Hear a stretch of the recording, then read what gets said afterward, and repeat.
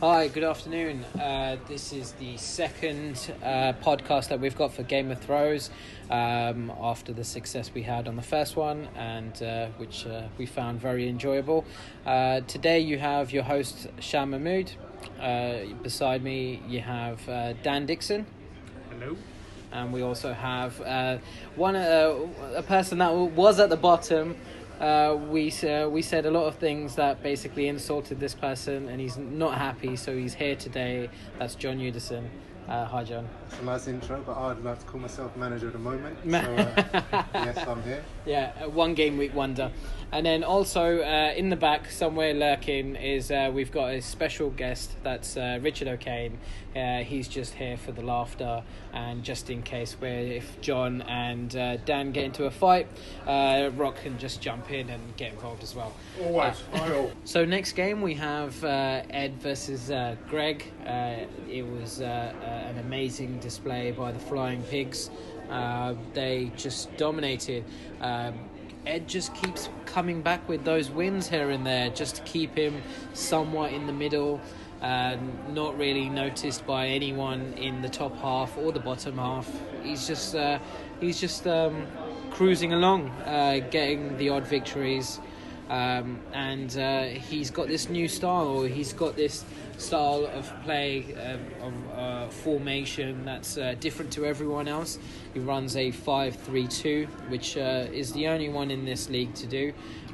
Which have you got 5-3-2? Yeah.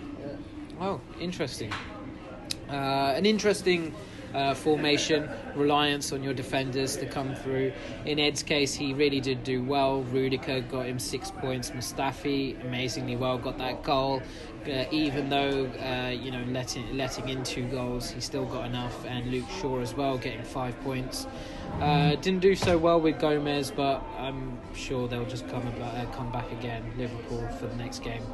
Midfield really struggling with David Silva and Ozil, with rotations and players that seem not wanting to play, or David Silva's case just can't play even if they want to. Same with Shaqiri really, but still. And also, shockingly, not needing a super sub in this case by leaving Murray on the bench, who got 12 points, but Ed was so far clear. He needn't have worried with the rest of the points that he managed. Greg, on the other hand, unfortunately came back with a very low scoring points. His team really underperforming right now, with Lloris not playing, Spurs choosing their second-class goalkeeper to fill in the reins for game week 4, and Nick Pope not playing as well. I think that's due to an injury, due to an injury. And players on the pitch not performing. Zaha not on the pitch. Morata not really doing much. Calvert-Lewin, the only one of his strikers scoring more than 5 points with a goal. And Alexis Sanchez finally helping Lukaku out with the assist and clean sheet record. So I think Greg is the only person with a worse transfer record than I have, giving away Hazard When do I play Greg? for a bag of crisps and I don't know what else. They're also not rotating his players. Yeah, I think that's Fred more. hasn't played. Yeah. Son's been away. Dalot's there. Sorry, not Fred. Us. That's it. That's So fine. has the second worst. Yeah, in terms of transfers, he really is holding out on his players, hoping that they'll come good. It's a risky tactic to have, because potentially before they do start to play, you're 5 or 6 game weeks down. That's potentially 15 points. So it's a worry, to be that far down, and can he claw back? It's not certain, definitely not certain. So, even if you put Hazard back in and take Milner away, that's still...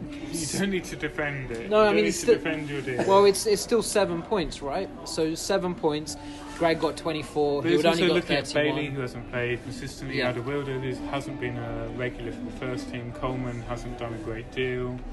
Sanchez is still acclimatising to Man United. Dalot's been injured the whole time. Son's been away with Asian Cup.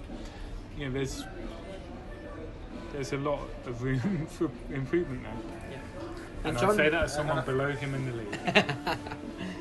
Yeah, on top of what Dan said, I'm sure Zaha was ruled out of the match, but he remained in the team, so maybe some management needs to take the blame there. Yeah, no, I agree with that. And I mean, what's your thoughts on Ed's strategy of leading from the defence? You think that's the strategy?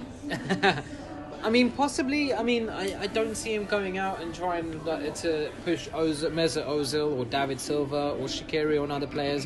Potentially, He's got Fabregas and Fred, so I don't think it's the most dynamic of transfer strategies. I think he's got some good names in there. I think looking at Ozil, Shaqiri, Fab, Fred, how they're playing this year, you're probably expecting 2 of those 4 to play every week.